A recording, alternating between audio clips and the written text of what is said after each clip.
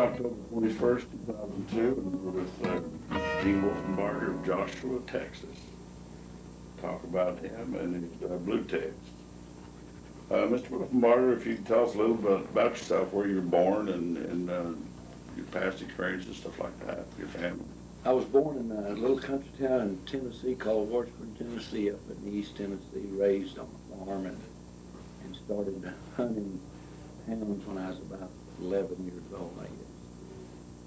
And so for 52 years I've been hunting hounds. I hunted in California, I lived out there for a while, and bear hunted and boar hunted and coon hunted out there with hounds several years. What strain of dog you start out with?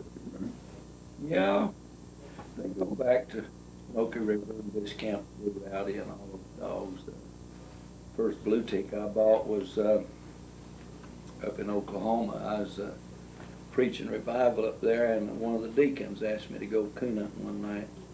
And we went hunting, and I heard a dog treeing way out in the bottoms, way deep in there. And I asked Keith who that dog was, and he said, "Oh, that's old Bess."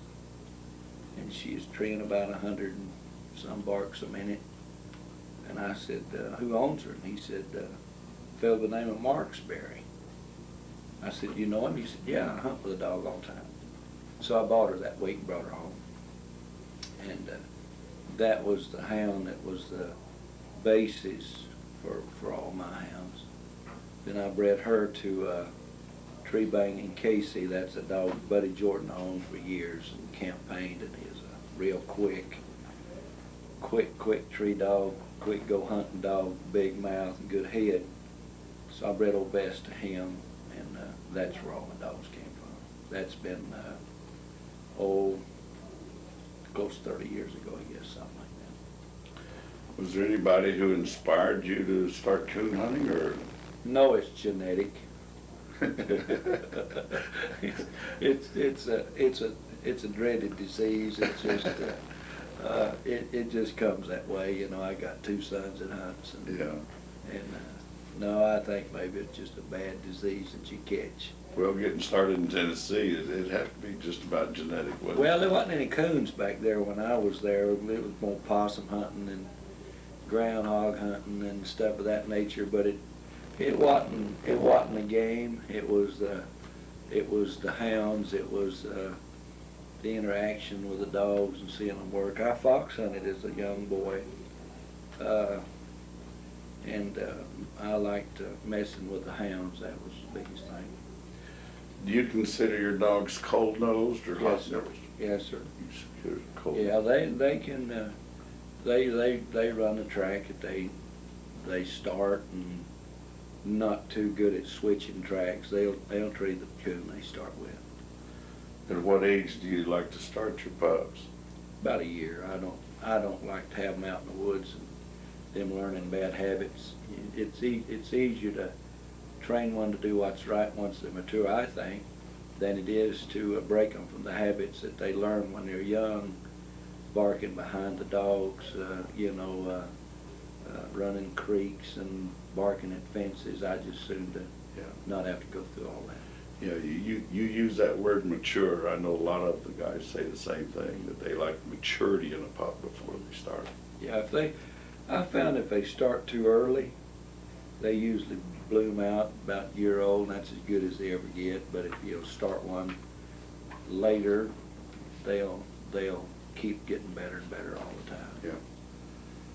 Whenever you're just pleasure hunting with your dogs, how many do you like to hunt with on coon? I usually just take one. One. I don't know. To me, pleasure hunting and competition hunting, I get just as much pleasure out of winning hunts as I do going out there and listening to dogs bark. But as soon as the dog starts acting like they want to tree or want to do something, I watch and see if they want to do anything by themselves. And the minute they start trying to do anything by themselves, I switch them off and start hunting them by themselves. And if they don't ever start wanting to do anything by themselves, somebody else owns them pretty quick. Yeah. What age? Well, you say a year, but I mean, do you think they would start earlier or a little bit later? I mean, I guess Well, that's, you know, some of them starts earlier, but I found that if you start a pup, they'll forget more in 2 days than they'll learn in 3 weeks. And if you start one and you can't continue with them, they'll go backwards on you, and I think then it's more difficult to start one again. I've got a young dog now that we're messing with and starting, and we hunt her a couple of nights a week. And if you were to lay her off 2 or 3 weeks, she'd probably forget more than she's already learned. yeah. Or mine do. Everybody else's may not be that way, but once they start good, I like to continue them going. And if you start them too early, you'll burn them out if you hunt them as much as I think you really need to once they get started. Yeah. What type of feed do you feed them? Well, I've fed Purina all this time, but I feed them 21% stuff. I don't like to feed them that real hot stuff because you get hot spots and stuff. You don't hunt them like you ought to. But I found some feed down at, I think it's a company that was with Purina Ralston. They said now they're making it's called PMI, and it's a real high digestible stuff, and I don't have very much waste. The dog stays in good shape. Feed them about half as much as I was, and they stay in good shape. Do you feed them on that year-round? Yes, sir. Yeah. Okay. Yeah, I used to feed high protein, but I'm not so sure that they need it. You know, of course, some guys are different on that,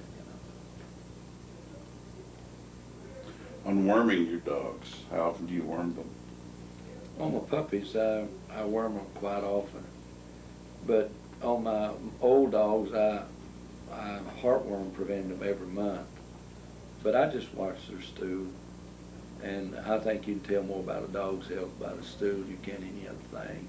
That and the eyes, and I just watch the stool, and when I think they need some kind of stomach wormer, I give it to them.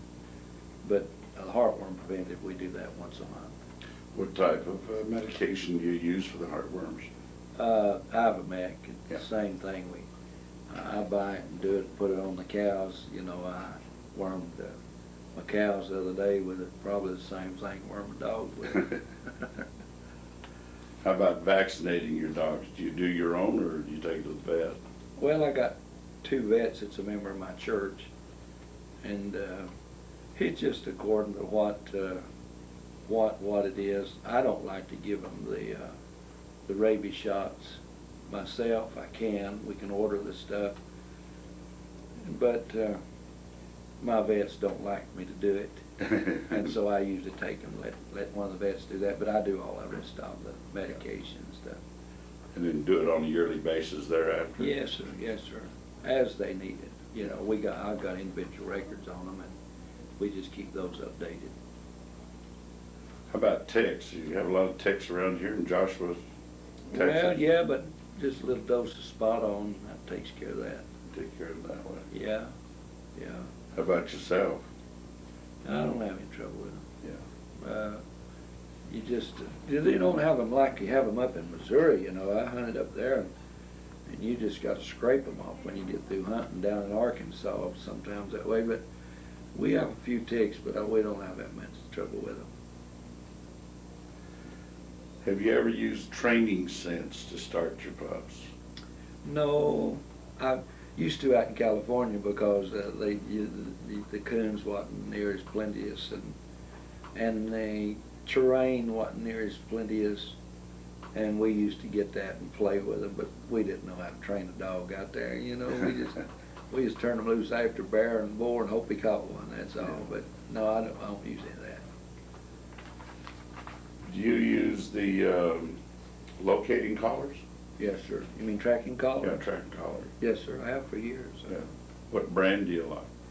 Well, I think I got 2 or 3 brands. I got L&L, and I got Johnson, I've got Wildlife, and they all work comparable to, you know, they all do what they say they'll do. If you need a long range collar on a coon hound, he probably is not running a coon. Deer maybe. Huh? Yeah, you probably need to buy you a good 22 instead of a shocking collar. That's the way it's going. You use the shocking collar? I've got one, but tell you the truth, the only thing I use for is dogs barking in the pen, because I really don't know that much about them. And I've seen guys run more dogs with shocking collars than they've helped. But we just don't have that much trouble with trash anyhow. Yeah. You know, I mean, if they get after a deer, we can usually run them down in the truck or something, you know. But I have had one for several years. I just about don't really use it for barking, dogs barking in the pen. You know, it seems to be the general consensus of the hunters that they say if they use them very sparingly. They say you can really overdo that. Yeah, I know some guys that use them and use them to a great reward, but I just don't know how to use them like they do. Who are some of the other blue tick breeders that you think are good hunters or have good dogs? Harry Darby's probably got as good a dogs and as good a breeder and as good a coon hunter as I've ever met. He's just out here in the east, out here in Coke, Texas. I've hunted with all of them. You know, Guy Ormston down here in Maypearl, he's probably breeds as good a dog and as good a hunter as there is. Probably knows more about breeding than any man that I probably know of. And I've hunted with all of them, I guess, the blue ticks around. And there's some good men who knows how to breed a good dog. You also have horses too, don't you? Yeah, we own some cutting horses and then some ranch horses. And my son and I, we ride cutting horses, and then we have a ranch out west here that we got some cows and gets out of fences, and every once in a while we got to go get the ranch horses and get them out fishing.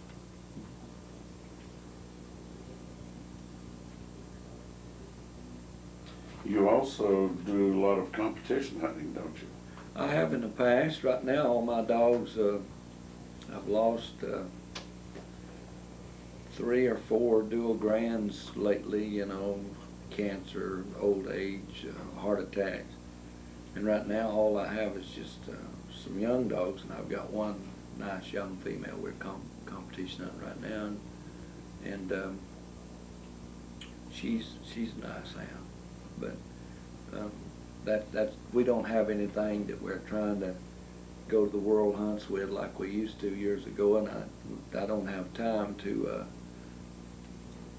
really follow the circuit like we used to, and go to all the big hunts and the PKC stuff. And I think the dog I've got now would do it, but I guess the old man just lost his desire and drive to do that. It's more of a pleasure, enjoying type situation now. Yeah. Do you hunt competition in the PKC or the UKC? Both. Both of them. In fact, I was one of the first to hunt for pickup trucks and everything else in PKC when it was it used to be PCA, I think, Professional Coon Hunter Association. I was a chaplain then, and yeah, I was one of the first out of the gate, I guess, of that years ago. Do you find that the population growth in this area, you find that to be a problem in trying to coon hunt around here? Yeah, I guess it is everywhere because you run out of places to hunt. In fact, the guy that's hunting my dog Saturday night said they got shot at. And so he was going to go back on Monday and see who shot at him, see who property, you know, see if the property owner realized that. Yeah, but I think that's discouraging coon hunting about as much as anything is the lack of the hunting terrain and availability. Somebody will buy 5 acres, put a fence around it, and if your dog gets on that 5 acres, he'll shoot your dog or shoot you one. So it's a problem.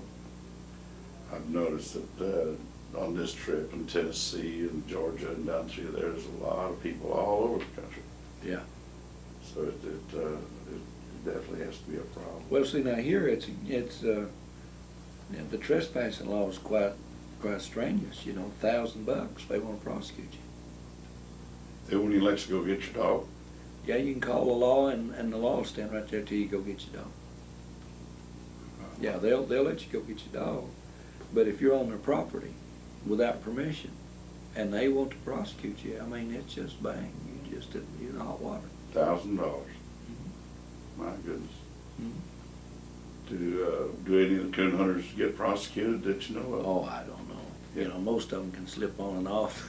You know, hard to catch you in the dark, you know, in the woods. But, you know, they could be rough, you know, if you want to do that. My goodness. Is there a good population of coon around here? Oh, yeah, you just see them all over the road run over. Yeah. You've seen probably in your trip. Oh, yes. I bet there's 2 or 3 within, 5 miles of the church on the highway run over. I found a lot of them up around Oklahoma and Arkansas. Yeah, there's a lots of coon. The boy that started hunting this little female I got now, she had never been hunted by herself. She's probably, 13, 14 months old. And he started keeping, just when he come in at night, he'd mark down how many coon he treed with her. And I don't know of any night he's been. He hadn't put down on the calendar, he treated 2 or 3 coons with her, you know, just right by herself. And so, you know, that's a sign there's quite a few coons, you know. Yeah, that's good. No, in Tennessee, they still don't have very many coon up there.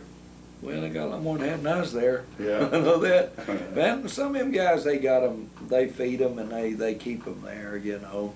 Gene Jr. don't have any trouble treating coons up there, but, you know, I'm sure he knows where to go, you know. Yeah. Do you ever use coon feeders? Yeah, in fact, I've got 5 feeders out right now for deer, and I think coons eat more food than a deer is. Yeah. And, oh yeah, you can just see coon tracks all over my ranch where they're coming in feeders. Yeah. I've probably got the fattest coons in town. Do you have a problem with, since there are deer there, do you have a problem breaking their dogs with them or running trash?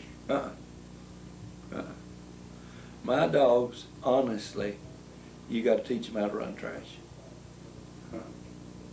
I believe I could take one of my pups and hunt them with my dogs, and more than likely you'd have so minimum trash problems that you'd never have to worry about it. My problem is when you hunt them with another dog, it shows them how to do it. I wonder if that isn't a result of breeding over so many years. I just don't know. My dogs just don't have a desire to do that, seem like. I don't know. Now, some of them, every once in a while you get one and they just absolutely go crazy. Well, I sell that sucker. I ain't got time to chase him. I hadn't got time to train him. I haven't got time to do any of that stuff. So I never bring that back into them. If they've got that wild-eyed, crazy, you know, situation, I sell them. I don't have time to mess with them. What's the average weight of your males and your females? 60, 70 pounds male and 40 to 50 pounds on females. Yeah. I've got a young dog now in Oklahoma, guy's hunting for me, and he said he weighs about 80 pounds. But he's a good-looking, big boned, big-headed dog like the ones that I've always raised. I've got some at the house that's going to make excellent coon dogs, but they'll never breed one of my females because they're conformation. Too big? No, head's not right. Maybe the muzzle's not right. I was talking to some of the best breeders in the world one time, sitting on the back of their pickup truck, the Uchman boys. And I noticed all the dogs looked good. And I asked him how, and he said, because you can train it pretty and as good as you can ugly. And I never forgot that. Yeah. That makes sense. And if I'm going to if I got the same blood, the same genetics, the same breeding, and I got a pretty one and I got an ugly one, I'm going to spend my time on a pretty one. And, you know, these will make good dogs, and they'll probably make good-looking dogs, but they'll not make the kind of dogs that I want to breed back into my females. How many dogs do you have now? I guess I got six dogs. I got 5 at the house, and Then one in Oklahoma that a good friend of mine and I's partners in, and he'll train him, and then I'll buy his hag. In fact, he trained the Garrett dog, finished the Crockett dog out, finished Crockett's daddy out, finished the Foo-Foo dog. In fact, most of the dual grands that I've had, this young man, Barry Maggard, has been instrumental in training and hunting them and finished a lot of them out. Did you ever hunt with Warren Hoslouer? Oh, yeah. Yeah, we did an interview with him. Well, Warren, the spec dog that's on the cover of the magazine, I bred her to Chief and got the Concho dog that was a dual grand that I just lost. And also the female that I sold to the football player, Gary, what's his name? He plays football now for the Houston Texans. He's one of the defensive tackles. Gary, but I sold him the dog that was out of there. One of the best crosses I've ever made is out of Chief and Spec. That was Warren's dog.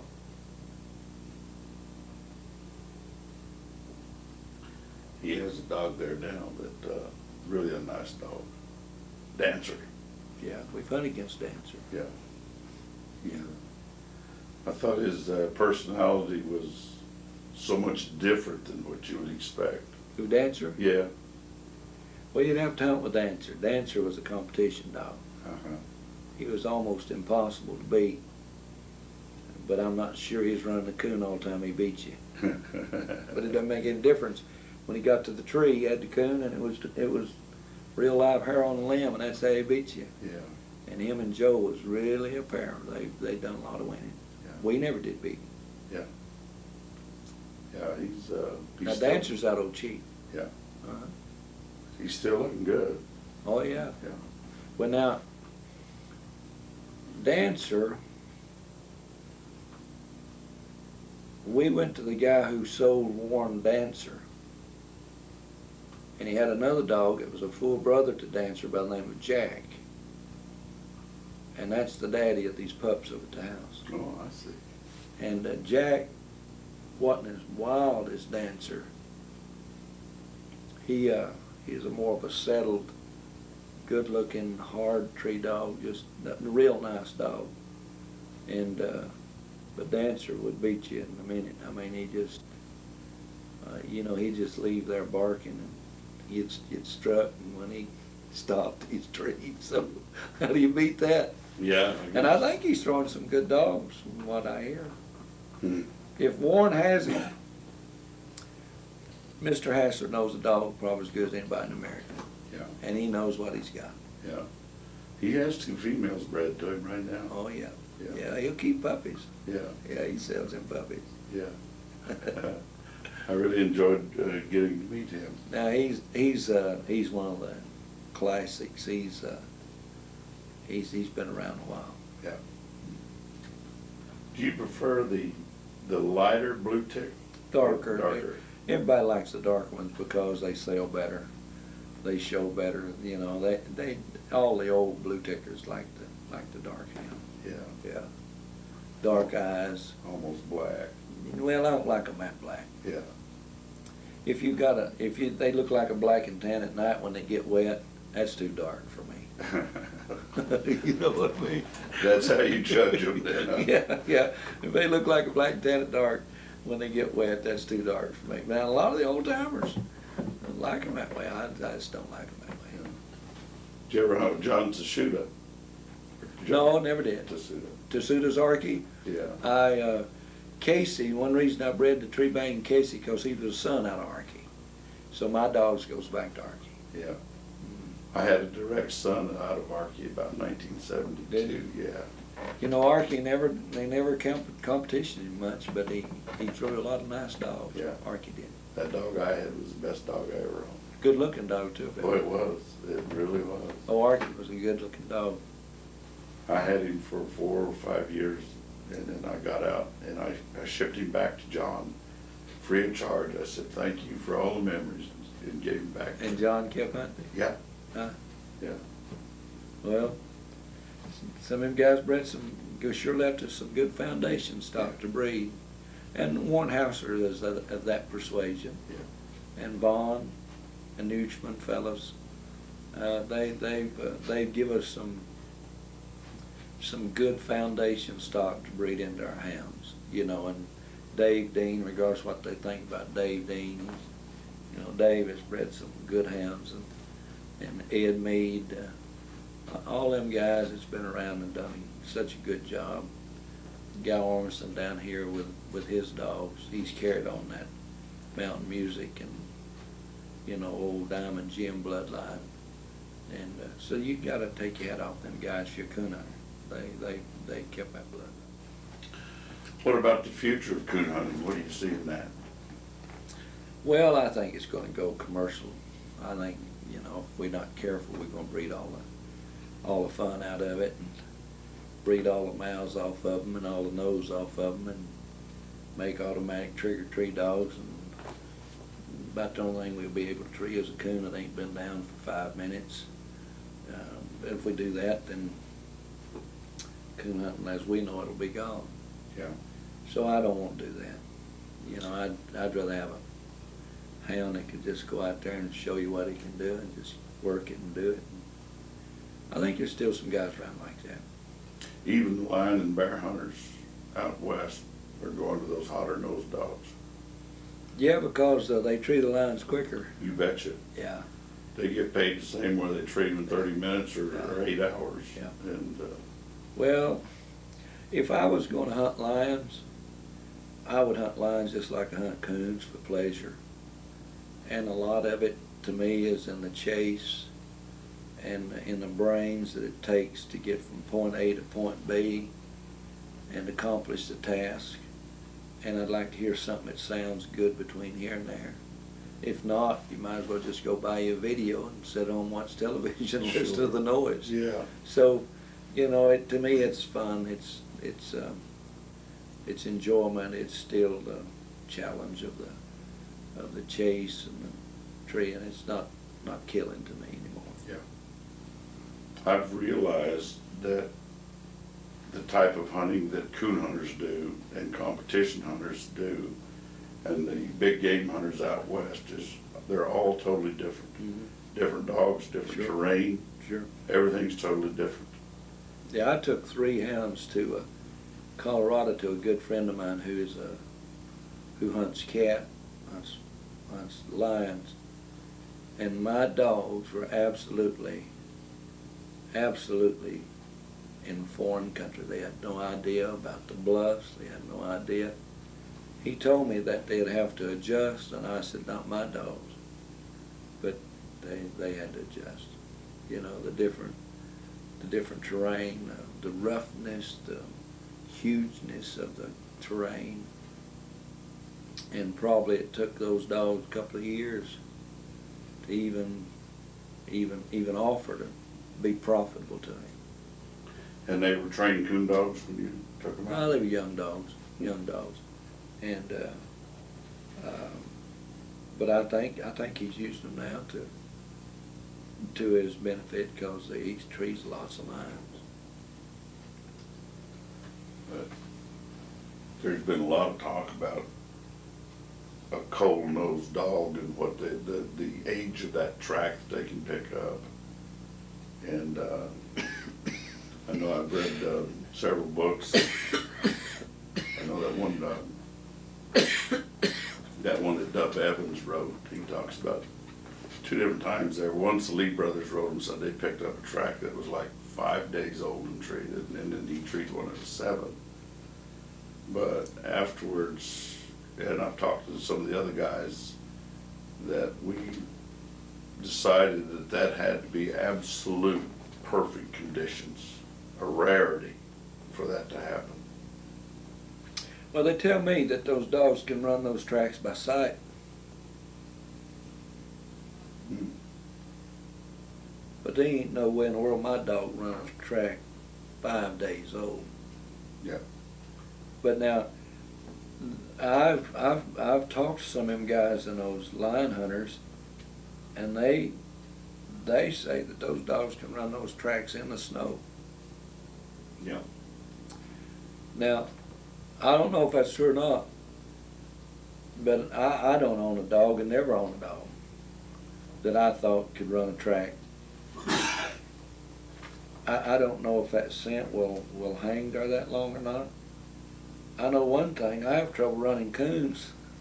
As soon as it gets dark, and somebody say, "What's wrong?" I say, "That's a cold track." They said, "It just got dark." I said, "Well, he might have walked 2 or 3 weeks ago." I have no idea. Yeah. But I don't know about that, Miss Candy. I honestly do not. I don't know how old a track a dog can run. I honestly don't. I know he can run a bear track a lot older, but I don't think they run the track. I think they run the scent on the trees and on the grass and the things they rub against. I don't know how long that scent will hang there, but I've seen those hounds run with their heads straight in the air, not on the ground at all. Yeah. But on a coon, they can't do that. They have to run the track and the scent, on the ground. But on those big game animals, well, they can run off the track, sometimes 25 feet, Yeah. and open every breath. Yeah. I've seen that. So, Totally different. yeah, Totally it's a situation. different ball game. Yeah. Different ball game. That's the reason a coon dog with a heart can tree anything. But we've read the heart off of them, Yeah. because if they don't tree it within 2 or 3 minutes, they don't know what's going on. But a coon dog with a heart can tree any kind of game that's in the world. They'll stay on the track. They can tree it. Yeah. Anything else you'd like to say or talk about? Or No, just appreciate you coming by. Well, I appreciate your time. I really do. And there's a lot of guys within driving distance here that you should be interviewing besides me. I'll tell you that real quick. But there's some really some old time breeders right real close here. Maybe sometime I'll get a list from you and Yeah, then I'll that'd see be what good. they will do.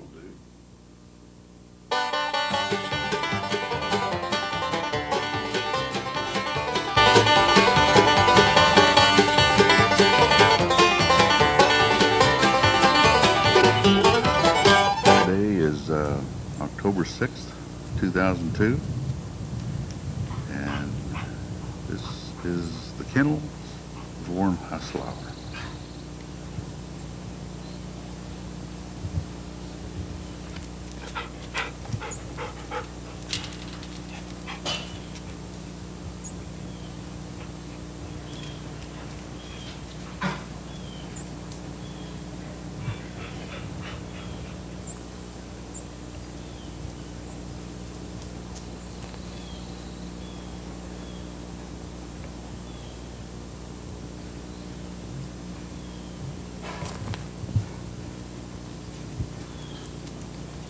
Yeah, Mr. Warren Hoslouer.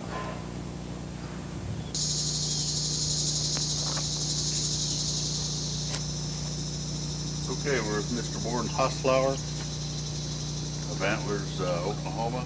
Today is August 6, 2002.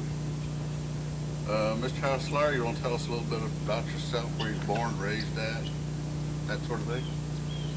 Yeah, I was born and raised up in Kansas, little old town by the name of Abilene, where Eisenhower come from. I was born and raised right south of there, on a little old creek called Turkey Creek. And Turkey Creek run right into the Smoky River, just a mile or two from where I was born and raised. Some good coon hunting up in that country, as there is any place, and big coons. Some of the bigger coon I've ever seen come from in there. Is that where the name of your kennel came from? Yeah, the kennel come out, I named it after the Smoky River there. I see. Now, you served in World War II also, didn't you? Yeah, I was in the Navy. In the Navy. Yeah. But you did a lot of coon hunting before you ever went in the military. Oh yeah, I was born with it. Yeah. My stepdad, my dad died when I was just a little fella, 4 years old, something like that. And my stepdad coon hunted, and so that's where I picked it up from. Him and some of my uncles and neighbors and friends had hounds. Did they have blue ticks then, or? Yeah, my dad had blue ticks, and then my stepdad had some of the same ones. So that's where you got started on Yeah, blue that's ticks? where these dogs originally come out of, the blue tick ones. Do you know who they originally came from, or where they got them from? No, gosh, I was just a little fella, and I don't know. There was another man by the name of Hartman up there that had some hounds, but he had every kind. He didn't. He had blue ticks and spotted dogs and red dogs. About so I don't originally know where these originally came out of. Were they the bigger blue ticks like the Gascons? No, they wasn't that big, but they was tall, long-legged dogs Uh-huh. and had good hound heads on them.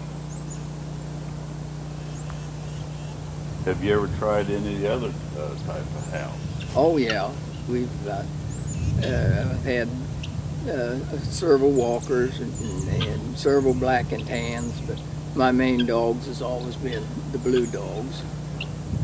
Who were some of the best blue ticks that you ever owned? Well, probably one of the original ones was Old Smoky River Blue Smoky, and then Old Diamond Jim, and I guess Dancer out here would be the main one I've got now and have had the last several years. Rambler. Yeah, Old Rambler, we had him, I don't remember what years it was we had him, but he was our main dog back then. My wife even hunted him in some of the hunts. So it was your father and stepfather who got you started? Yeah, my stepfather did. On your, on the strike dogs, I guess every dog that you hunt right now would be considered a strike dog, but back in the early days you had a strike dog, right? Yeah, that's right. Did you find the strike dogs, easy to break off trash compared to the other dogs? The ones my stepdad had, they didn't have no trouble with them on trash, but some of the neighbors' boys had, and some he'd get. Man, that's the first thing you had to do was break them off of trash. Yeah. Did you, have you ever used the shocking collar? Oh yes, I have a shot and collar now. How do you like those compared to the old ones? They're a good thing if they're used right. Yeah. You can overdo that a little bit. Oh yeah. Some fellas have overdone it, ruined some good dogs. Right. And you better be sure when you shock a dog that he's not running the game you're hunting. And your blue ticks, you consider them cold-nosed dogs, correct? Yeah, absolutely cold nose as any. Would you consider them a real cold-nosed or just kind of a good cold-nosed? Real cold nose. Real cold-nosed. But they move them cold tracks. They don't just boo and ball around in one spot. They'll keep you walking if you're following them walking. Yeah. How many hounds do you like to turn out when you're coon hunting at a time? Oh, never more than 4. Yeah. You said that you'd gone out west doing some big game hunting with them. Oh yeah, over the years. Years ago, I've hunted in Idaho, in Colorado. What type of feed do you feed your dogs? Purina. Purina? Yeah. Just plain old Purina? Not the Yeah, high plain pro? old Purina, high pro. Do you change it during the wintertime or? No, I don't change it, but I increase it and decrease it according to how much I'm hunting and the time of the year. It take more, feed them more in cold weather than you do in hot weather. Do you hunt or try to hunt with them all year round? Oh yeah, we hunt the year round here in this part of the country. On worming your dogs, how often do you worm them? Well, when you got them in the pens like I do in the runs, you can see if one of them passes any worms or looks like he's getting a little thin. Why, worm him then. but I'd say probably worm average dog every 6 months. Do you do your own vaccinations, or Oh yeah. how often? Once you've gone through the puppy shots and everything, say the dog's a year old, how often thereafter do you give them the boosters? Once a year. Once a year. Yeah. If I remember correctly, years ago, like in the 60s and 70s, once you got through the puppy shots, you didn't give them anymore, correct? Yeah, that's right. And now they recommend that you give Well, them I don't know if they recommend it. I do. I just, rather than take a chance, it don't cost much to do it. So rather than take a chance on it, why we always give them an extra shot every year. Yeah. What about ticks? Do you have a problem with ticks here? Oh, this is tick country in here. I mean, they're every place. They get on you and on your dogs, but we got some stuff we put on them. Put a little spot on the back of their neck on the dogs. It keeps them off pretty good. What is that? Do you remember? Do you buy that in the store? Yeah, you can get it at some stores. You can get it, and some veterinaries handle it. Yeah, I've seen with this little bottle that you just Yeah. put a drop on them. Yeah, put a few drops right on the back of their neck over their shoulders, and it sure works. Well, does it work on you? Works. I put it on my hunting clothes. Is that all you use? Is that? Yeah. Okay. Have you ever been seriously hurt out hunting at the night? Never been seriously hurt, no. You ever get scared out hunting? Well, when I was younger, I did a few times. You ever use a GPS unit? That's those global positioning systems thing? Yeah, I've got one. You use it out, or Oh, yeah. have you ever taken any famous people hunting? Well, The ones that are wanted? No, we don't have to list them. had Bob Taylor years ago, Robert Taylor, Yeah. and he bought a dog from me and had me send it to some friend of his down in Florida.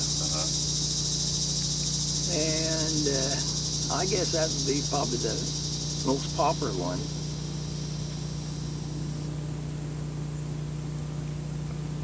What's the most amount of coons you ever treat in one night? You remember?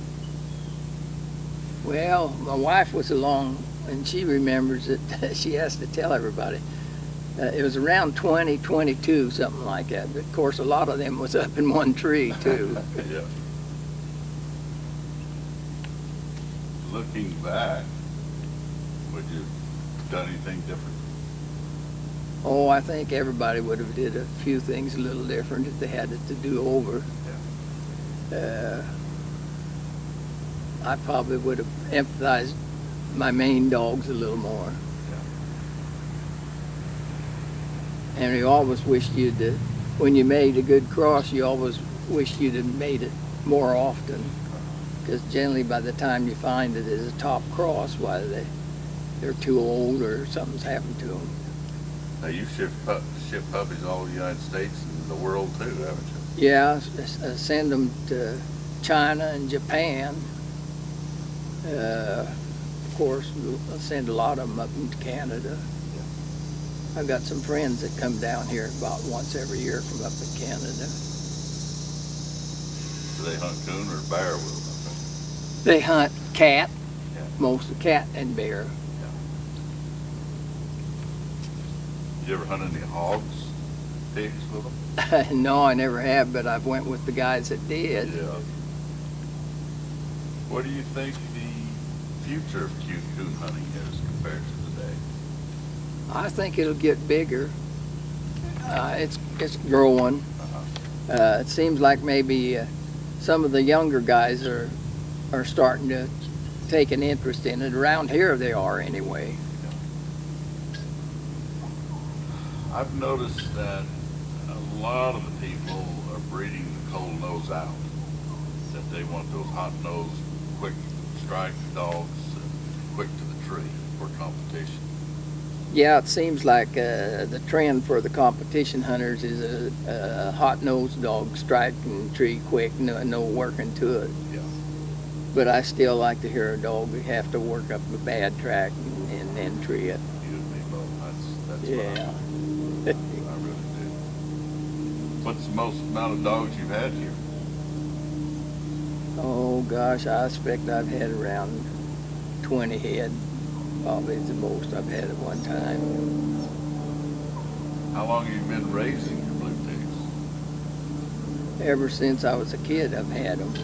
My dad and stepdad had them, and then I kind of reeled off with some of the ones he had over the years.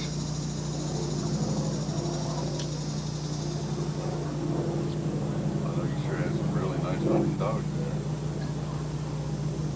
And Dancer is a pretty dog. Yeah, he's a good dog. He's an outstanding dog. I sold him when he was a puppy, and then a couple years later, I was hearing about a top dog that was sure treeing a lot of coon that the other dogs didn't even bark on. And I went checking up on him, and a friend of mine went hunting with him, a gal I know that coon hunts. And she went hunting with him, and she told me, Warren, you better buy that dog. And so I bought him. And Who had him? Do you remember? I don't remember the guy's name.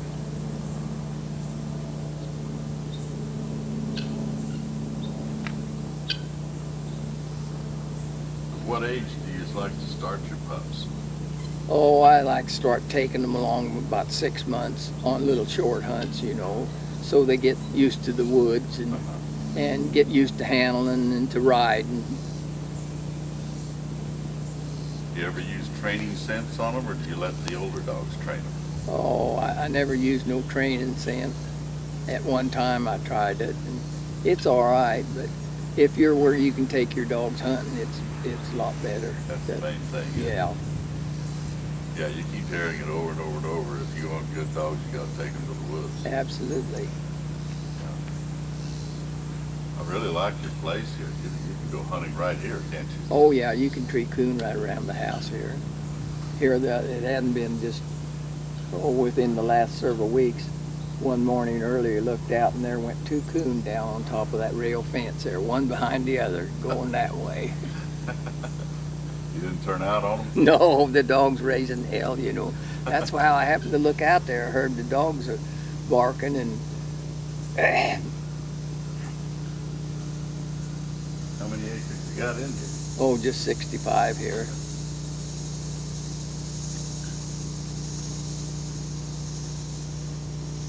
Who are some of the best coon hunters of yesteryear, and who are some of them that are now that you know of? Oh, gee, I wouldn't know where to start. Years ago when I was a kid, we had some neighbor boys by the name of Clarence and Harold Sheets, and they was younger fellas, and they was good hunters, and they good sports they was. Now, I kind of took up with them.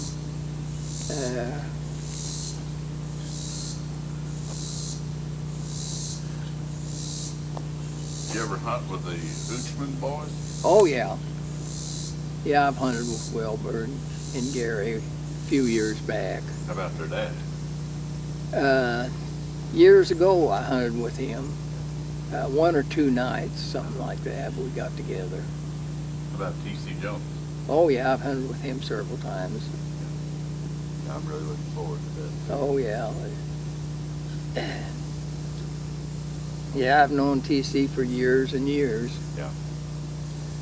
Had some good hunts with him and some bad hunts with him. Bad, it means you didn't get it. Yeah.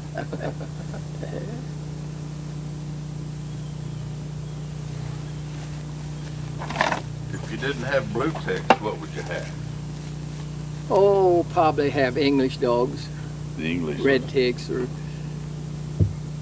English anyway. Some of those are some awfully nice dogs. Oh yeah. I've had some good English dogs over the years. years ago when I went out in Idaho hunting, lion hunting. That one year I had an English dog called Jim, Slicker Jim we called him, and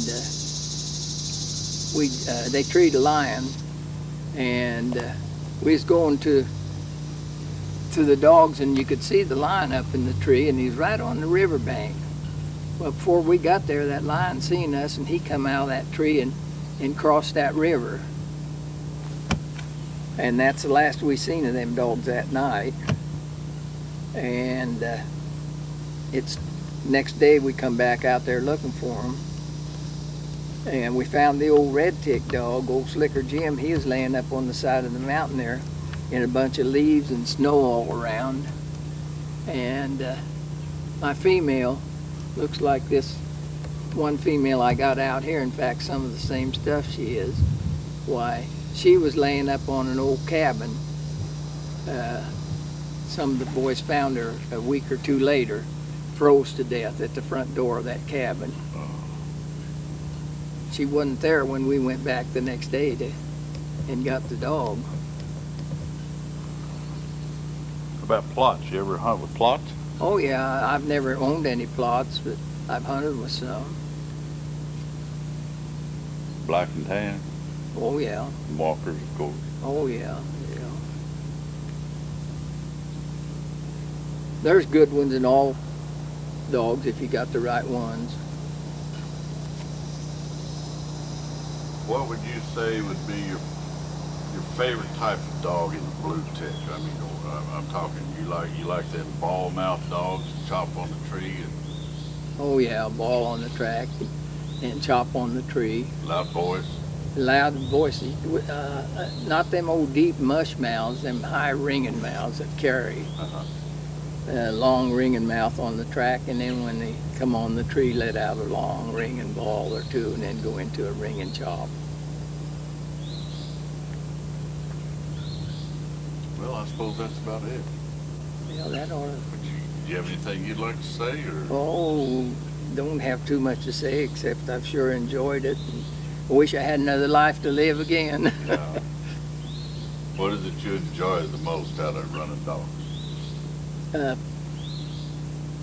Well, my favorite is to hear the dogs get on an old bad track and then just pick it up and go a little faster and all at once fall treed with it.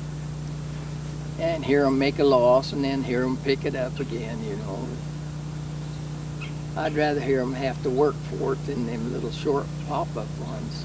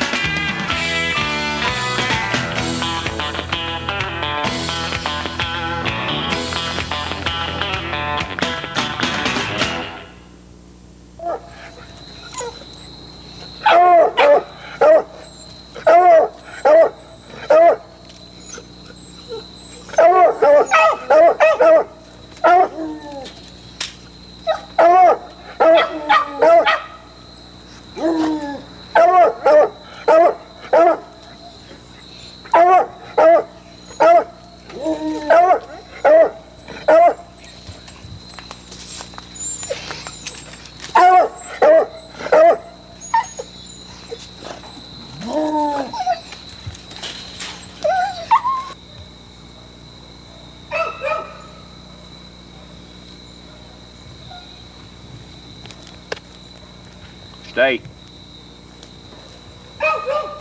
Stay.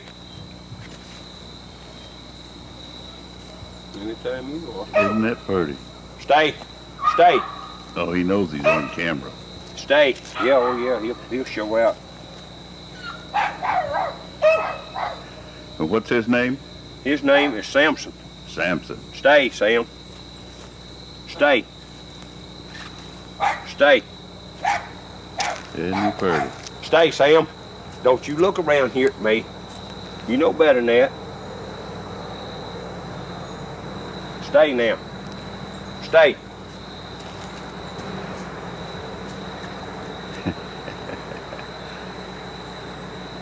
Isn't that pretty? Well, that's what you call a well-done talk. Yeah.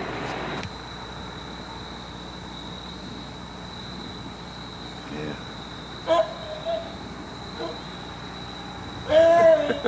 Isn't it pretty? Yeah, he's beautiful, I am. Well, if there is a trade secret amongst all hound hunters, and that includes coon and lion big game hunters, here it is. Almost everyone that I've interviewed has at least one and up to 3 and 4 of these dogs right here. I tell them these are the tree dogs.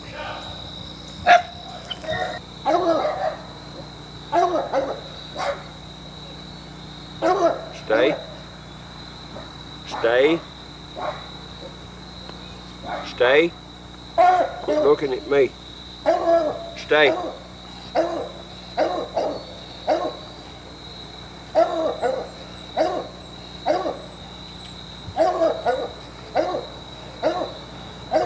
Her name's Katie. Katie. Yeah, she's 6-year-old. She's a full litter mate to Sam.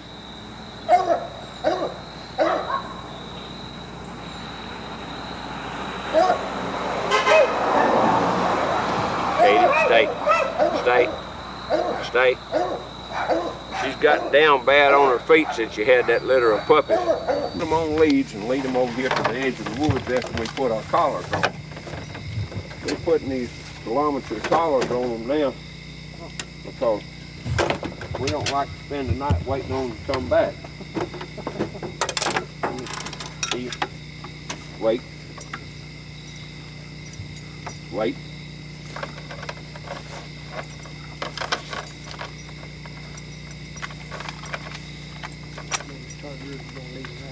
Well, I can make him do whatever I want to do. Whatever you think.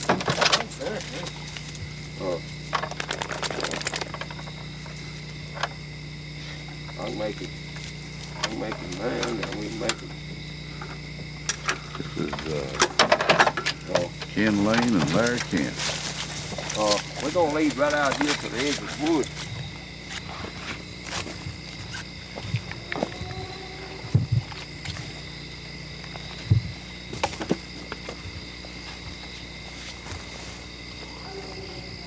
Don't forget old brother now in this video.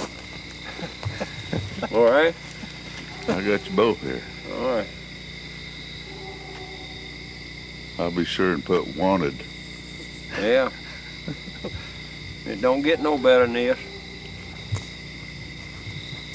There's 2 things the Lord made that he'd have kept for himself if it got any better, and one of them is a woman and the other is a coon dog.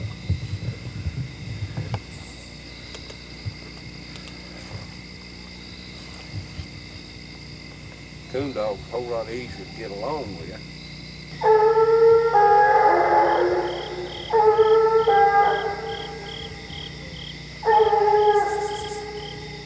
Can't help but believe that puppy smelled that coon there. He may be on the edge of the water, but I don't think so.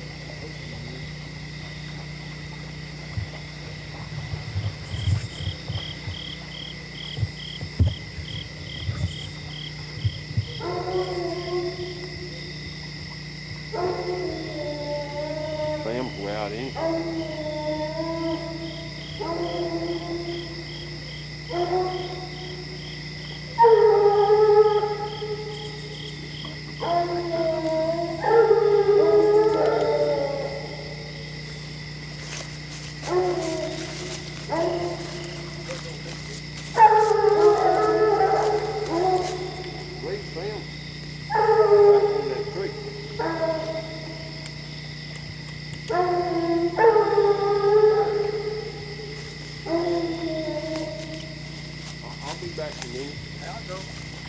Maybe you can't get out there.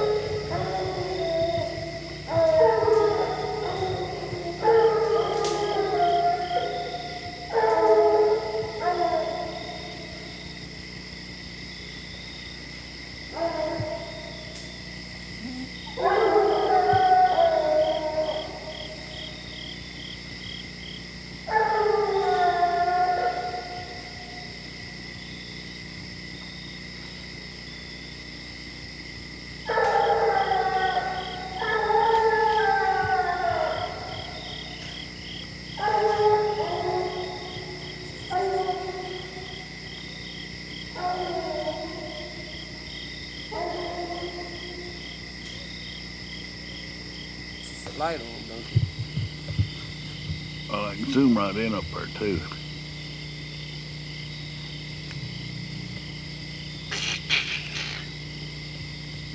There's a coon.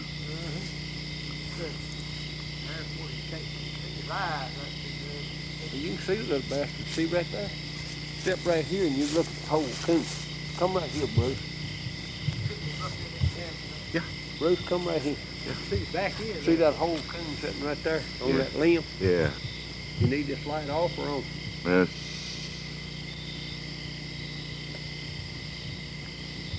need to get out in front of me here. How's that? Let's see if I can pick him up.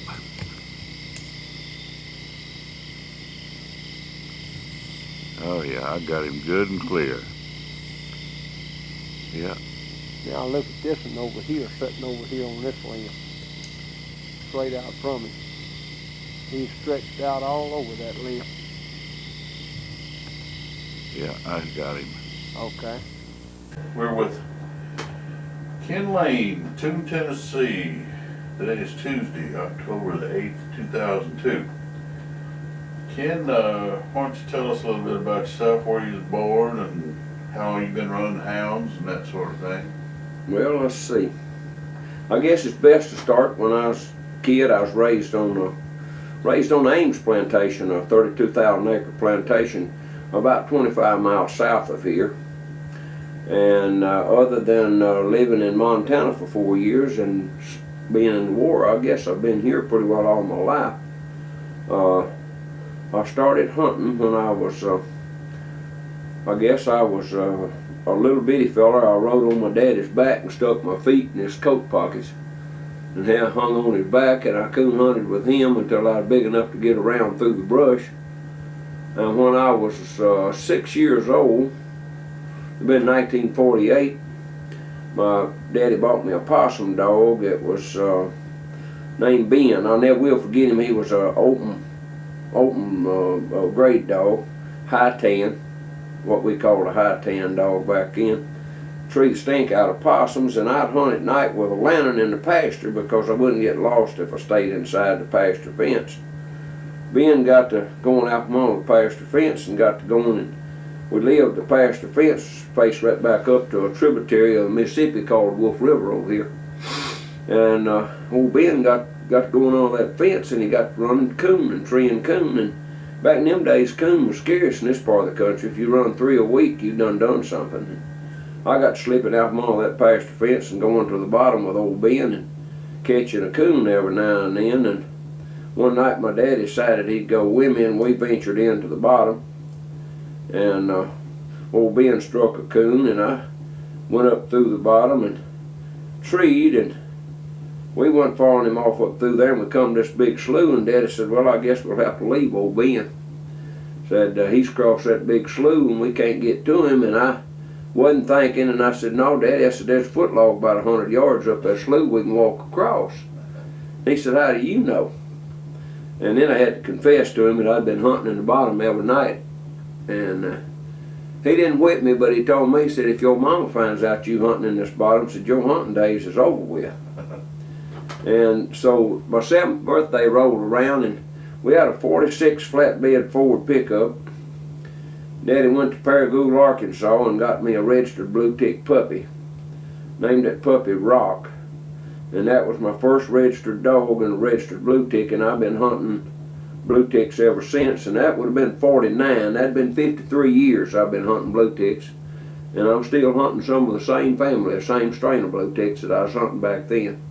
They was basically Jake Sides out of Coffeyville, Mississippi, and Elbert Blonde dogs, which Elbert had gotten most of his start of young blue tick dogs from Jake Sides and Dr. Finley over in Easley, South Carolina.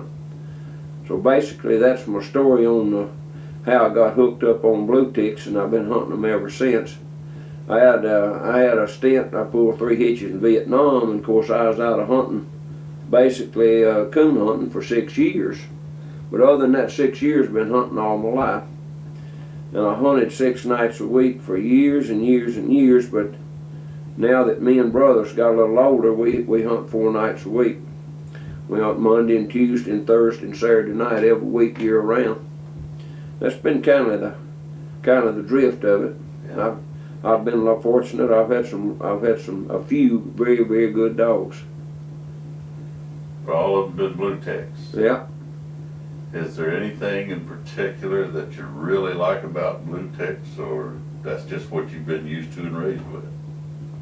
Well, I kind of got, with that one pup, it kind of shot me in the foot with blue ticks because my rock dog, Daddy had a black and tan named Ruff, and my rock dog was an extremely fast dog, had a heartbeat as a watermelon. He could drive a coon like most dogs run a deer, and that's what hooked me, I guess, on blue ticks. He had a great big old booming ball mouth, and when he got after a coon, he was a crazy demon. He run that coon, he run him to catch him, and I kept that dog from that time up until I went to college, and old dog got old in, but he could still drive a coon and trim. But the main thing I've always liked about blue ticks is their trailing ability, which I'm a dyed-in-the-wool track man, and their big old booming mouth. And the older I get, and with my loss of hearing from my Vietnam experience, well, I've got to have a great old big mouth dog in order to be able to hear him. So color hadn't made that much difference, but I've always found the blue tick to be the best track dog with the best mouth. And I love to hear a dog run a coon. When a dog trees a coon, it's the kind of thing, the excitement's kind of over with me. As I was telling you earlier, if he'll tree enough that I can get to the tree, that's all I care. But I want him to run that track to catch it, regardless of whether it's a cold track or a medium track or a red hot track. I want him to drive it. And that's what I've had in blue tick dogs, and I guess that's just what sold me on them. Now, you no longer competition hunt, right? That's right. You used to do a little bit of it. Quite a bit of it. Quite a bit of it. So then I guess I'm safe in assuming that you prefer a cold-nosed dog over a hot-nosed dog. Oh yeah. Yeah, because I tell you, if you draw out in a location where it's dry, the conditions are dry, or it's extremely cold, or you go to a club and they don't get you drawed out to 10 o'clock, the blue tick hound will come in on the top every time. And regardless of whether the hot-nosed dogs is trying to find a hot coon to strike, a lot of times my dog will strike and tree an old cold coon or a layup coon that don't leave much strike. And yeah, if you got a coon dog that's got a good nose, you'll win consistently, whether against a hot-nosed tree dog. At what age do you like to start your pups? Well, that all has to do with the pup individual. Now, we're hunting a 7-month-old pup now that's running and treeing that you was with tonight. Got an unbelievable mouth on him. He's been going with the dogs and not babbling behind the dogs for 2 months now. We started that dog at 5 months old. But every dog is an individual, just like a human being, and you've got to watch those dogs. And when they give a sign that they're ready to start hunting, you start hunting them. A lot of pups we don't even carry out until they're a year old. I want a dog to be structurally maturing, but I also want to be able to hunt that dog when he's mentally ready. And you have to work with a dog, and after you work with them as long as I have, you can tell which ones are going to start early and which one of them you ain't going to be able to start. And a lot of times I'll carry a pup, and if he don't show signs of hunting, I'll bring him back and put him in the kennel, leave him a month or maybe 45 days, take him out and try him again. But a pup will let you know when they're ready. And you can't make one start. I've heard people talk about, oh, I start my pups at this age and I start my pups at that age. I start my pups when they're ready to start. And they'll let you know when they're ready to go. That's what you're referring to as mentally ready. Mentally ready, yeah. When they're mentally ready, when they start trying to trail, when they'll go with the other dogs and not babble behind the other dogs when they can keep up, You get them to that point, well, regardless of what age they are. This pup we started now, he would go with the dogs and go as deep and stay as long as they would, 5 months old, and not open his mouth behind them. We started a pup here some 4 months ago, and he was a year old, and he'd babble and bark behind the older dogs at a year of age. He wasn't ready, and we put him back in the kennel, and he's still in the kennel. So it has to do with the mental readiness as well as structural soundness. You know, a pup that's 4 months old is not able to get over the brush and get through the swamps. But here again, if he's a big dog for his age, and he's mentally sound at that age, and you've done all your yard work with him. Well, see, I've got a different philosophy, I guess, than most coon hunters. All of my groundwork and my preparation for us loading and unloading and healing and being able to reel them in and when you call them, all that's done prior to going hunting. But I'll take my dog hunting. I don't want him afraid to ride in a truck, or afraid to ride in a four-wheeler, or afraid to be snapped to a mule and led off of the mule. I want that dog to have all that behind him. And then he's ready to start concentrating on hunting. But if you take a pup out of a kennel, bring him up, throw him in the back end of a truck, haul him 30 miles, put him out in the woods, the time you get him there, he's so afraid and so scared to death that he ain't going to concentrate on nothing but protecting himself.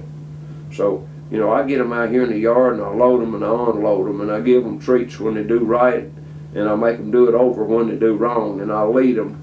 Sometimes I'll come in the afternoon, take a pup out of like last night I come in, and I took this pup I got down here in the pen next to Sam, and he and I walked for 2 miles, doing figure eights, and I'm making him work heel, stay behind my left leg, work close to me, getting all of that work out of the way. Any obedience training that he has to have is already done before I take that pup to the woods the first time. And then you bring him home every night instead of leaving him every night. So that has a lot to do with it too. So you don't ever really want to push one until he's ready to go? Absolutely not. He'll tell you when he's ready. Yeah, and the age is not a factor there. Some of them are ready real young, and some of them's not ready at a year. Yeah. And it doesn't have anything to do with how good a dog they're going to make. Because a lot of the young ones I've started out would perform well for the first 2 or 3 months, and their skeleton wasn't as well developed as their brain, and they'd go bad backwards. A lot of people has that when they're training a dog, and they'll get rid of him. They say, oh, he went sour on me, he's not going to be any good. That pup will go sour on you if he's aggressive, and he gets out there and he really goes when you first get him out there, and you forget that what age he is. Instead of taking him twice a week, you start taking him every time you go. You wear him down physically. His skeleton's not mature, his joints is not mature, and the first thing you know, you wore that puppy down, and he's got fatigue, and he goes backwards and he quits, and he may stay quit for. When he does that, you just got to put him up in the kennel and give him a lot of rest and let him develop more and start him over. But when they do come back, that kind of pup, when they do come back for me, they've come back and made real hounds. What about your feeding program with your dogs? What type of feed do you use? Well, I don't feed anything but Purina. When I breed my bitches, I immediately put them on puppy chow, Purina puppy chow. That puppy is just as important to develop that puppy as an embryo as it is to develop it after it hits the ground. Plus, the puppy chow's got enough calcium and vitamins and minerals in it that bitch will be a much better mother and a much better milker. Like the Katie female down here, the pup you saw tonight, she's the only female I ever had that had 10 wet tits. And she give milk out of all 10 of her tits this time, and she had 12 pups and lost 2 of them. One of them was born immature, and the other one died 2 days later. But she raised 10 big healthy pups, and there wasn't a runt in a bunch. And the reason I think that that happened was because I put her on that Purina puppy chow the day I bred her. And then I bring my pups along. My pups stay on Purina puppy chow for 15 months after they're born. That develops them physically and mentally very rapidly. And then after they come off of the puppy chow, I've been very successful in putting them on the regular Purina dog chow. Now a lot of my friends use the High Pro and the Pro Plan, and that's good if you're competing a dog in field trials, night hunts, and you're burning a tremendous amount of energy.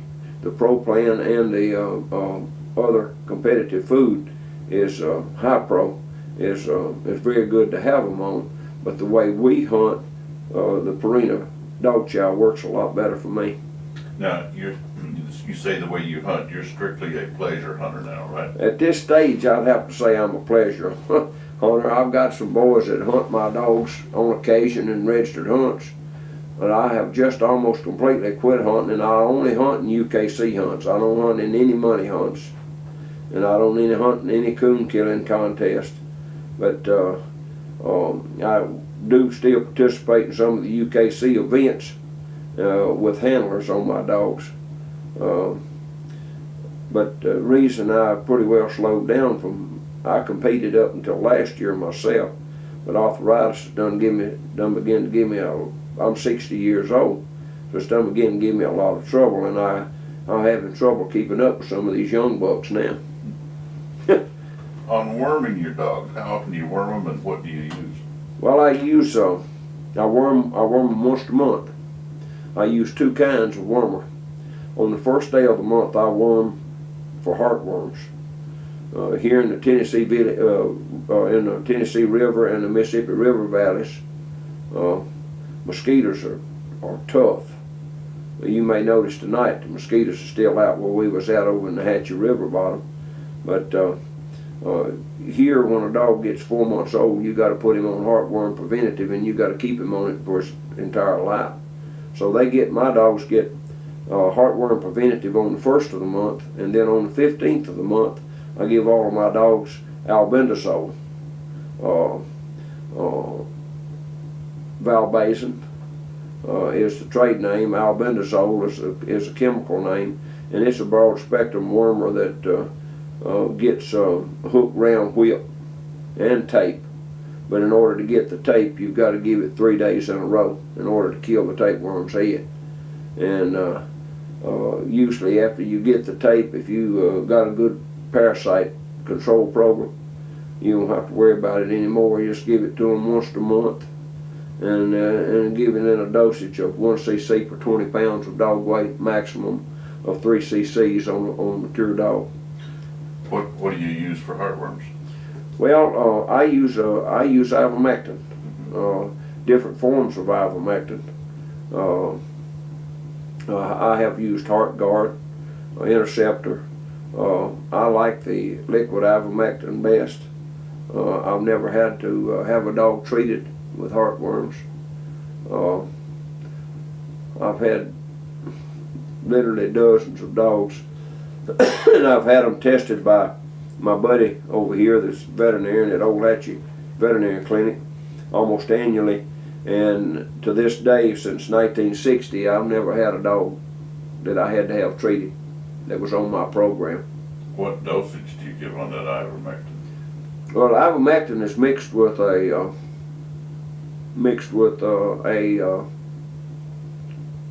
high potency vitamin as a carrier, and I'd hate to give out the recipe of it because I would hate to influence somebody to start using what I use. It's mixed in a solution, and well, it amounts to about, on a 60-pound dog, it amounts to about 5/8 of a milliliter. Yeah, well that's understandable. For 60 pounds. Yeah. But it's mixed into a solution where we give 3 cc's of solution, Yeah. or 1 cc per 20 pounds of dog weight. What about ticks? Ticks are not a problem here.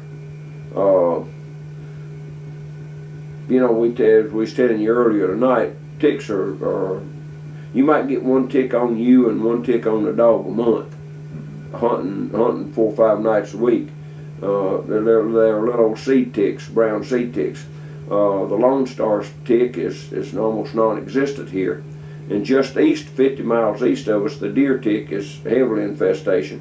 And west of us, on the west of the Mississippi River along Arkansas and Missouri, when we go over there hunting, we have to treat heavily because the Lone Star tick over there will absolutely eat you up. The last time I was hunting at West Plains, I think I got 44 off of me after a 2-hour hunt. They're awful. Do you now, or have you ever used training scents in working with pups, or do you just let the old dogs do it? I tried training scents a time or two. I'm not fond of training scents because I don't believe you're laying the true authentic scent. There's some chemical value there, and you can train a pup to run training scent without any problem if he's got any inclination to track and course. But I use, if I'm going to train a pup, and I'll use live animals to turn loose and let the pup trail them. And normally I trap an old coon in a live cage and set him out there and just go off and leave him and let that old pup discover him, and most of them are scared of him when they first discover him, and curiosity gets the best of them, and first thing you know, after a while, they're barking at that coon in the cage, and they get that scent, you know, and they begin to Mother Nature's kind of spread into them to want to attack that scent. And after they get kind of where they excited about it, why, I'll take the old coon off over there in the pasture in the open area and turn him loose and let them watch him run off. And 99 out of 100 of them will take in after him by sight the first time, and the old coon will get away from him and they won't never tree him, but some of them will pick up his scent and track him. And after turning loose 5 or 6 of them like that, you just wait longer and longer intervals before you turn loose the pup, and pretty soon you're waiting 15 and 20 and 30 minutes before you turn that pup loose, and that pup will go pick that scent up and run it, and they'll start treeing on their own. And if they don't start treeing on their own right away, you can turn an old dog loose with them after 20 or 30 minutes and let both of them run it in there, and the old dog will tree and kind of bring the pup along. But I've not been much on scents. Tell you about turning a coon loose. If you turn a few coon loose for a pup, get him used to it, and he finds out what you want, and you kind of get that scent embedded in his head, it helps you to cast him, because when you pull up and you go hunting and you pull up and take that pup out, the first thing he's thinking about is, where did he turn that coon loose? And when you turn him loose, you ain't got to worry about him hanging around wanting to lick your hand. That booger's out yonder whooping, running back and forth looking for that coon, and if you're in coon country there, within a few minutes he's going to strike him a coon, and regardless of whether he thinks you turned it loose or you found it on his own, pretty soon he's going looking for that scent every time you turn him loose. So you don't have to start walking a pup. You can hunt him off the tailgate if you'll turn a few coons loose for him, because he just naturally goes to looking for that scent when you turn him loose. So you see, it makes the training a lot easier. Now, when you started hunting, the electronic shocking collars, the tracking systems, none of that was around. But since then, what do you think of that compared to the old way? Do you think the electronics are better? Well, it all has to do with obedience training. Now, we pretty well hunting dogs now that's not much on trash running. You was with those dogs tonight, and you was with a 7-month-old pup, and in that area where we was at right there, one day last winter we counted 169 deer standing out in that cotton field where you was at. Deer are terribly overpopulated. The dog never run no deer tonight. We pretty well bred the trash running out of them. But if you get a trash runner, the shock collar is a good thing if a man's got sense enough to use it. And I'll have to admit that when I first started using the first Tritronic shock collar that they came out with, I probably learned 2 or 3 good pups, because I didn't have sense enough to know how to use it. You've got to know how to use it and how much to use it. You got to know when to use it, and so it takes a long time. And I'd tell anybody that was starting out with a new shocking collar, if they were going to use it, to get with somebody that had really used one before and find out how to use that booger, or they'll run a perfectly good pup. Now, as far as the telemetry, I read at my age right now, I don't know how in the world we ever hunted coon dogs without tracking collars. But I tell you what, when we were, we walked for years. We didn't ride mules, or we didn't have four-wheelers. We had a lantern and a carbide light when I started hunting, and we'd start out walking, and we might walk 10 miles, me and my father. I know sometimes I'd give Plum out and he'd put me on his back, and I'd ride on his back because I'd give out. But I don't know whether that in our breeding program we've bred hounds that go further, range out further, don't come back. I don't know, but it seemed like when I was growing up, we always had dogs around the house, and Daddy tied them when we went to town to get groceries to keep them from following us. But they run loose 365 days a year. And when you called one, he immediately came to you, whether he was far off or up close. Dogs today are not obedience trained. They don't get to run loose. They're raised in a kennel. They don't. A lot of them don't even know their name when people carry them hunting, and they seem to range further away. They seem to be less obedient because people just don't obedience train a coon dog anymore. And so, therefore, telemetry seems like to be the only way to keep up with these dogs that we got today. I think basically it's because all that stored up energy they kept in a kennel all the time. They don't run out. They don't have to come to eat. You carry the food to them, so when they do turn them out, they kind of like wild animals. They just keep on going. And so, I think back and I think, well, Lord, we used to never leave a dog in the woods. Daddy and I always brought our dogs home. Now, even with telemetry, we sometimes leave dogs. So I don't know where it's been in the breeding program or whether it's in the environment. I would say mainly it was environmental. What do you think of the future of coon hunting in general? Do you think we're going to be able to do it much longer, or do you think it'll be around for 10, 20 years? Oh, I think it'll be around for another 10 years. There's two basic problems. Number one, our country's being clear cut. All the timber's gone. All the food mesh. The chain has been broken. I think that's one of the problems we have with our coon population now, is we're breaking the food chain more and more every year.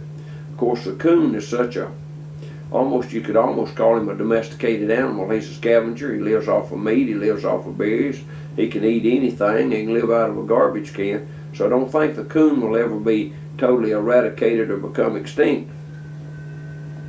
But the hunting area is being swallowed up by millions of acres every year through clear cutting.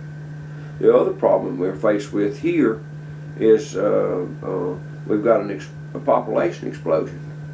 There's a trailer house or a new house being built on every acre of ground, and in territory where I used to turn loose and hunt down a holler, there's big homes being built all up and down that holler. Or where I used to go and turn loose in a pasture, and not be able to see a light.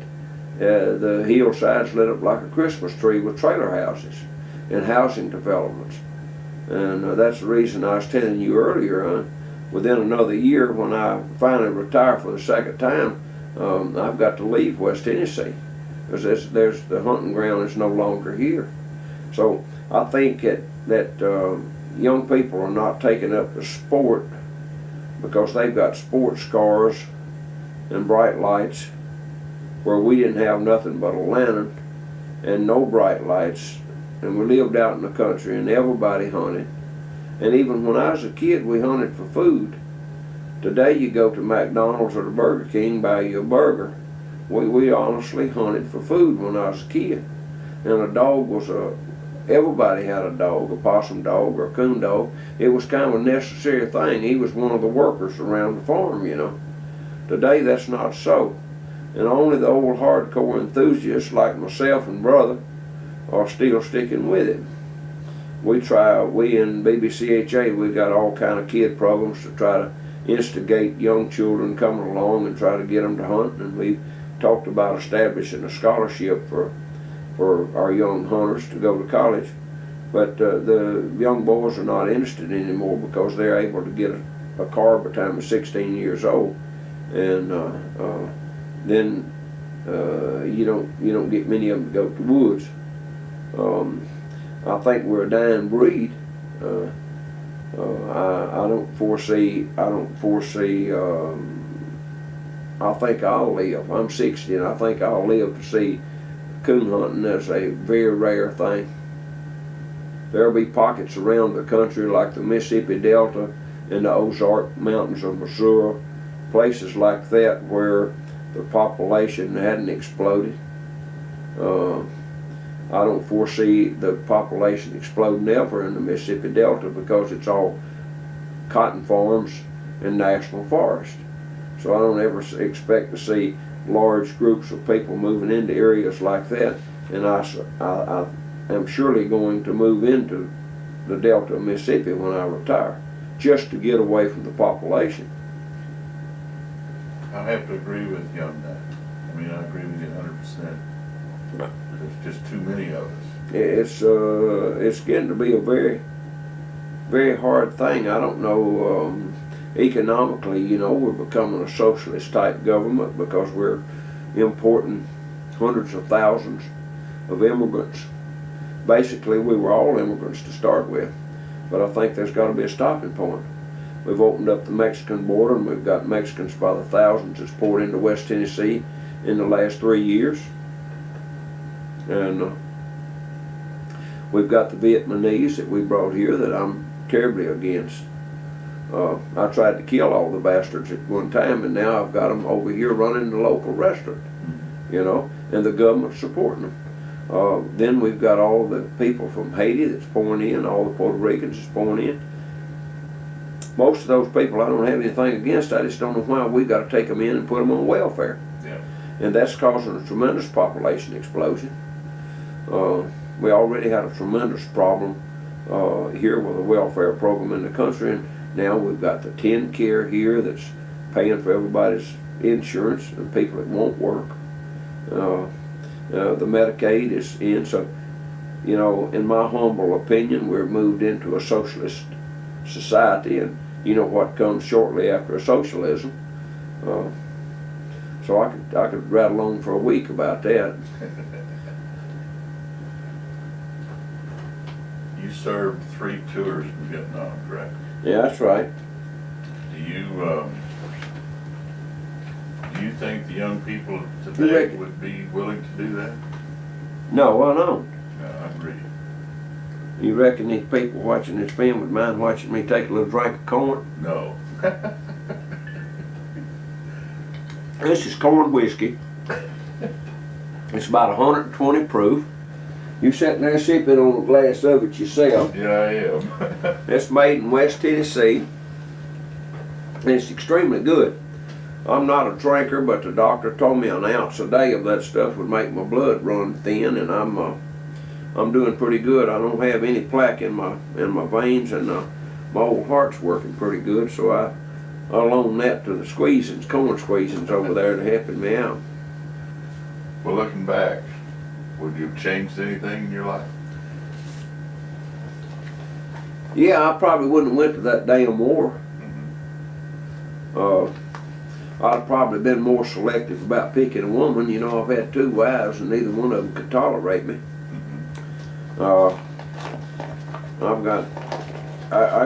I wouldn't change much in my life. I've been highly successful at everything I've done. I've been able to make a lot of money, if that's a measure of success. I guess I dance to an older tune. My measurement of success doesn't have anything to do with money. Man got a good truck and a good hound, plenty to eat, nice place to stay. I'd say a man ought to be pretty well happy.